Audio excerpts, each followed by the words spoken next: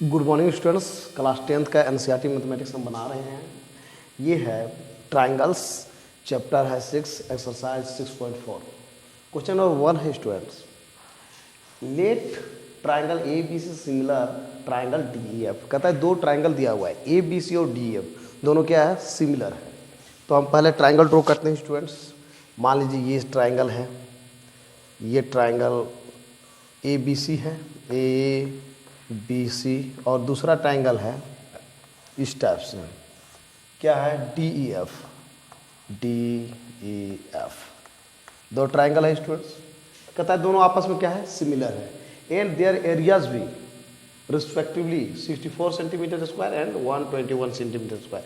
मान लीजिए इसका जो है 61 सेंटीमीटर स्क्वायर एरिया है और इसका एरिया जो है 121 सेंटीमीटर स्क्वायर है। तो कहता है इफ ई एफ का वैल्यू दिया हुआ है, इसका वैल्यू दिया हुआ है कितना, 15.4 सेंटीमीटर। Find B C. तो कहता है ये बताइए ये क्या होगा। तो ध्यान दीजिए स्टूडेंट्स, हम ये पढ़े हैं कि दो ट्राइंगल सिमिलर हो और उसका एरिया और साइड में क्या रिलेशन है कि एरिया ऑफ मतलब दो ट्राइंगल सिमिलर है तो एरिया ऑफ दो ट्राइंगल्स का जो रेशियो होगा वो क्या होगा, किसके इक्वल होगा, तो कोरस्पॉन्डिंग साइड के स्क्वायर के रेशियो की इक्वल होगा। यानी कहने का मतलब है area of this by area of this equal to ये कोरस्पॉन्डिंग साइड जो भी है, दिस अपॉन दिस इसका होल स्क्वायर, या फिर दिस अपॉन दिस इसका whole square, this upon this इसका होल स्क्वायर, सबका होल स्क्वायर होगा। कोरस्पॉन्डिंग साइड का स्क्वायर के मतलब कोरस्पॉन्डिंग साइड का स्क्वायर के रेशियो के इक्वल होगा। कौन, दोनों ट्राइंगल का जो एरिया है उसका रेशियो। ठीक है, तो हमको को क्या क्या दिया हुआ है स्टूडेंट वो हम लिख सकते हैं। लिखेंगे सॉल्यूशन में, सबसे पहले क्या दिया हुआ है, ये दिया हुआ है, ये इतना सेंटीमीटर इतना सेंटीमीटर स्क्वायर। ये क्या है, पहला ट्राइंगल है ए बी सी और दूसरा है ये, है ना। तो लिख सकते हैं हम, क्या लिखे हुए हैं, गिवन है here area of triangle A B C. Area को डायरेक्ट लिख सकते हैं A R, area A B C direct लिख सकते हैं। ट्राइंगल ए बी सी को हम लोग ऐसे लिखते हैं, area of triangle A B C को direct area A B C. NCERT form है स्टूडेंट, ये होता है आपका 64 सेंटीमीटर स्क्वायर है। दूसरा है एरिया ऑफ किसका एरिया डी ई एफ है ना, इक्वल टू क्या है 121 सेंटीमीटर स्क्वायर। ये दिया हुआ है। साथ ही साथ में मेरा दिया हुआ है स्टूडेंट ई एफ का वैल्यू दिया हुआ है। ई एफ का वैल्यू दिया हुआ है कितना, 15.4 सेंटीमीटर।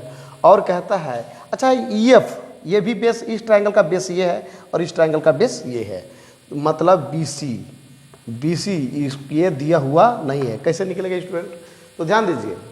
सबसे पहली बात, सिंस क्या है student, triangle A B C similar है ट्रायंगल डी ई एफ का। हम कैसे जाने, तो जाने इस प्रकार से स्टूडेंट, ये मेरा दिया हुआ है कि ये दिया हुआ है, ये दोनों क्या है, सिमिलर है, ये मेरा क्या है, गिवन। ध्यान देने की बात है स्टूडेंट, ये जब ट्रायंगल सिमिलर है तो हम जानते हैं एरिया और साइड का रिलेशन क्या है। हम लिख सकते हैं area of A B C by area of D E F. ऐसा हम प्रूव कर चुके हैं स्टूडेंट। क्या, इसके कोरस्पॉन्डिंग साइड का रेशियो का स्क्वायर की इक्वल होता है। तो जिसका हमको जरूरत है वही यूज करेंगे स्टूडेंट। यहाँ पर ए बी अपॉन डी देने की कोई जरूरत नहीं, क्योंकि ये हमको फाइंड आउट नहीं करना है, ये भी फाइंड आउट नहीं करना है। जो फाइंड आउट करना है उसका हम बात करेंगे। और ध्यान दीजिएगा, इस ट्राइंगल के लिए बी सी है ना बेस है, तो यहाँ भी सपोज करो ये भी बेस है, क्योंकि इसका क्या है, कोरस्पॉन्डिंग साइड है। तो कोरस्पॉन्डिंग साइड हम जानते हैं कि ये दोनों का, ये इसका एरिया बाई इसका एरिया इक्वल टू होगा B C, corresponding side B C upon E F. इसका क्या होगा, होल स्क्वायर, सबका होल स्क्वायर होगा कोरस्पॉन्डिंग, दिस अपॉन दिस का whole square, this upon this. लेकिन हमको जो जरूरत है उसका, क्योंकि बी सी फाइंड आउट करना है और ई एफ मेरा वैल्यू दिया हुआ है, इसलिए हम उसको ये करेंगे। अब ध्यान दीजिएगा student, area of A B C का एरिया मेरा दिया हुआ है कितना 64, ठीक। Area of D E F का वैल्यू कितना है 121। अब ध्यान दीजिए बी सी का वैल्यू, बी सी स्क्वायर का वैल्यू दिया हुआ नहीं है, बी सी का वैल्यू नहीं दिया हुआ है।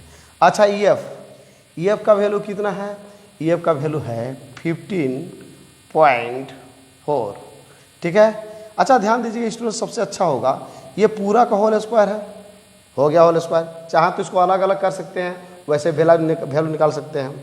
अब ध्यान देने की ये बात है स्टूडेंट, ये स्क्वायर है, स्क्वायर इधर भी लिख के हम कैलकुलेशन करना चाहते हैं, बहुत इजी तरह से होगा।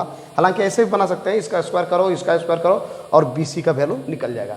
लेकिन इसका स्क्वायर है, किसका स्क्वायर, इसको भी लिख सकते हैं। 64 को हम लिख सकते हैं 8 होल स्क्वायर, 8 8 64 होता है ना, 8 होल स्क्वायर। और 121 को हम लिख सकते हैं 11 का होल स्क्वायर। ये पहले आप जो है बच्चा क्लास से ही पढ़ते आ रहे हैं। 8 का होल स्क्वायर, 64 को ब्रेक करेंगे तो 8 × 8 हम लिख सकते हैं। 121 को ब्रेक करेंगे तो 11 × 11 लिखेंगे। तो इतना होल स्क्वायर हो गया, इक्वल टू क्या होगा बी सी अपॉन 15.4, इसका भी होल स्क्वायर। अब स्क्वायर स्क्वायर कैंसिल कर दीजिए स्टूडेंट, क्या आपके पास बचा 8/11 equal to B C by 15.4। अब बी सी का वैल्यू निकालिए स्टूडेंट, बी सी का हम वैल्यू निकालना चाहेंगे तो क्या होगा, आपका बी सी ये चल जाएगा इधर 8 × 15.4 है ना, 8 × 15.4, ये इधर ले आते हैं ना, बी सी सिंगल हो जाएगा, बाय हो गया 11। इस पॉइंट को हटा दीजिए स्टूडेंट्स, कितना हो गया 10, यानी आपके पास बच गया 8 × 154 है बाय 11 × 10। ये ध्यान दीजिए स्टूडेंट, ये 11 से डिविजिबल है। 4 और 1 5 होता है, अल्टरनेट हम ऐड करते हैं। 4 1 5, ये 5 5 5 -5 0 होता है, यानी 11 से डिविजिबल है। देखते हैं 11 1 जा 11, 4 कैरी हुआ, 4 यहाँ पर आ जाएगा, 11 4 जा 44। अब ध्यान दीजिए और किससे कटेगा, 2 4 जा 8, 2 5 जा 10, तो क्या हो गया 14 4 जा कितना होता है स्टूडेंट 56 होता है, बाय कितना हुआ 5। अब ध्यान दीजिएगा स्टूडेंट्स, इस प्रकार से मेरा अब डिवाइड करते हैं, इस प्रकार से हो जाएगा स्टूडेंट्स 5 1 जा 5, यहाँ पे फिर 5 1 जा 5 पॉइंट रखिए, या जो हो गया कि ना 1 हो जाएगा नीचे, तो 0 पॉइंट बैठा दीजिए 0, 5 2 जा 10, यानी कि देयरफॉर बी सी का जो वैल्यू निकालना था भी स्टूडेंट मेरा हो गया 11.2 सेंटीमीटर। ये मेरा हो गया आंसर स्टूडेंट। सो इस प्रकार से मेरा ये बन गया स्टूडेंट। ये जो है कहाँ से आया, इसको थोड़ा सा एक्सप्लेन कर दीजिएगा। यहाँ पर लिख सकते हैं आप कहाँ से, फ्रॉम थ्योरम, कौन सा थ्योरम 6.6, इसको लिख दीजिएगा स्टूडेंट, फ्रॉम थ्योरम 6.6। ये कहाँ से आया है, फ्रॉम थ्योरम 6.6 से। तो इस प्रकार से मेरा ये क्वेश्चन सॉल्व हो गया। अब नेक्स्ट क्वेश्चन चलते हैं स्टूडेंट्स। हाँ तो स्टूडेंट्स क्वेश्चन है, diagonals of A trapezium ABCD, कहता है ABCD एक क्या है, ट्रेपेजियम है, with AB parallel DC, AB और DC दोनों क्या है पैरेलल है, ये साइड और ये साइड दोनों क्या है आपस में पैरेलल है। अब कहता है intersect each other at the point O, एक दूसरे को इंटरसेक्ट करता है O पॉइंट पर, है ना।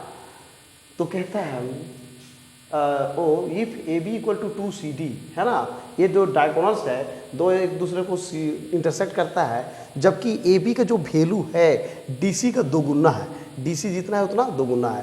Find the ratio of the area of triangles AOB and COD, मतलब AOB और COD का जो एरिया है उसका रिलेशन इस साइड से किस प्रकार से है ये बताने का रहा है कि बताइए कि इसका ये दोनों का ट्रायंगल का रेशियो क्या होगा। तो सबसे पहले हमको देखना पड़ेगा स्टूडेंट कि ये दोनों ट्रायंगल कहीं सिमिलर तो नहीं है, तो इसीलिए हम काम करेंगे। सबसे पहले देखना होगा AOB और COD में। ध्यान दीजिए ये AOB है ये, और ये है COD, तो ये वर्टिकली ऑपोजिट एंगल क्या होता है जी, एनी टाइम क्या होता है इक्वल होता है। तो हम कह सकते हैं हेयर, है ना, या फिर इन ट्रायंगल, पहले लिखेंगे हियर हेयर हेयर क्या angle A O B equal to angle क्या डी ओ सी। ये क्या होता है इक्वल, क्यों, वर्टिकली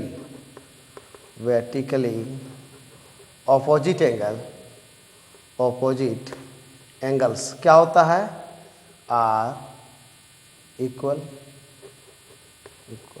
ठीक है, ये इक्वल होता है। दूसरा है, इसको लिख सकते हैं इक्वेशन 1 भी। दूसरा है, ध्यान दीजिए, ये दोनों लाइन मेरा पैरेलल है, तो ये अल्टरनेट इंटीरियर एंगल भी क्या होगा इक्वल होगा। हम लाइन एंड एंगल में पढ़े हैं कि ये दो पैरेलल है, ये ट्रांसवर्सल काम कर रहा है, तो अल्टरनेट इंटीरियर एंगल इक्वल होगा। साथ ही साथ ये भी अल्टरनेट इंटीरियर एंगल इक्वल होगा।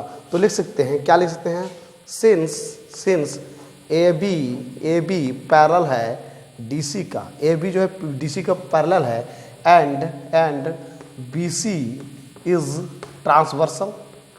ट्रांसवर्सल है, तो ऐसी स्थिति में क्या होगा स्टूडेंट, ये होगा, ये एंगल ODC इक्वल टू होगा एंगल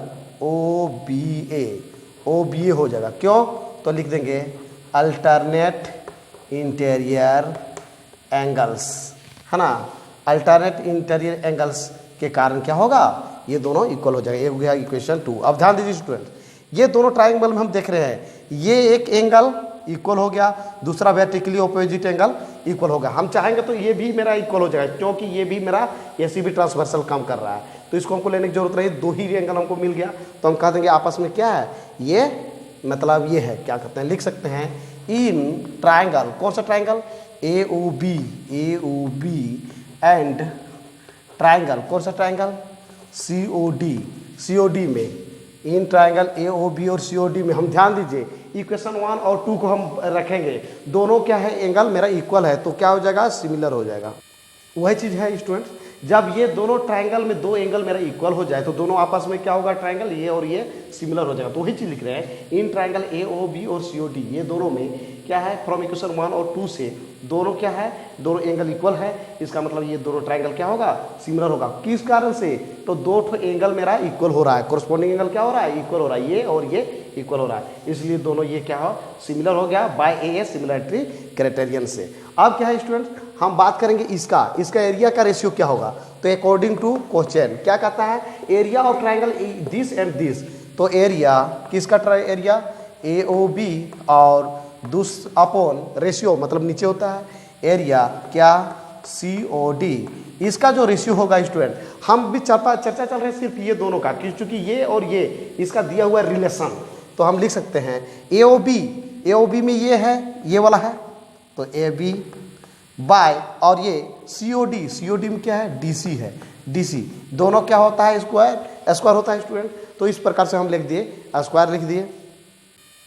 तो स्टूडेंट्स ये मेरा क्वेश्चन कहता है फाइंड द रेशियो, मतलब रेशियो बताना, किसका रेशियो, AOB और COD का एरिया का रेशियो। तो ये होता है जो हमको उपलब्ध है, ये और ये इसमें रिलेशन बता रहा है, तो इसी को लेकर चलेंगे, बाद बाकी मेरा कुछ दिया हुआ नहीं है। ये side by upon this side, ये पहले AOB है तो AOB के लिए AB कंसिस्ट कर रहा है, और COD किस में है, तो CD उस पर है, तो ये हो गया AB और DC का होल स्क्वायर। अब ध्यान दीजिएगा स्टूडेंट, AB और DC को अच्छा से ध्यान दीजिए, AB की जगह AB ही छोड़ देते हैं, DC या फिर देखिए AB जो है क्या है, AB इक्वल 2DC है, तो AB की जगह हम ऐसे भी कर लिख सकते हैं स्टूडेंट, AB की जगह लिख देंगे 2DC बाय DC, इसका क्या होल स्क्वायर लिखेंगे।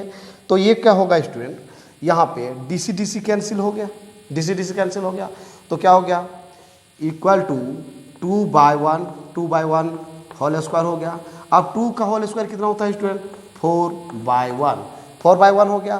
तो ये कहाँ से आया, तो लिख दीजिएगा स्टूडेंट, सिंस ये दिया हुआ है AB का जो वैल्यू है क्या है, 2DC है, AB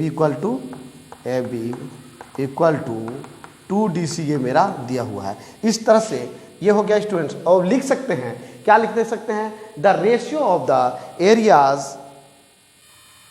इस प्रकार से हम कह सकते हैं students, the ratio of the areas of, किसका एरियाज, AOB, ट्राइंगल AOB और COD का रेशियो क्या होगा, 4:1 4/1 को हम लिख सकते हैं 4:1 इस टाइप से। तो ये मेरा जो प्रूफ लिखना था स्टूडेंट, द रेशियो क्या होगा, ये दोनों ट्राइंगल का एरिया का रेशियो, तो मेरा क्या होगा 4/1, दैट मीन्स 4:1। ये लिख दिए 4:1। ये मेरा आंसर हो गया स्टूडेंट। अब चलते हैं नेक्स्ट क्वेश्चन।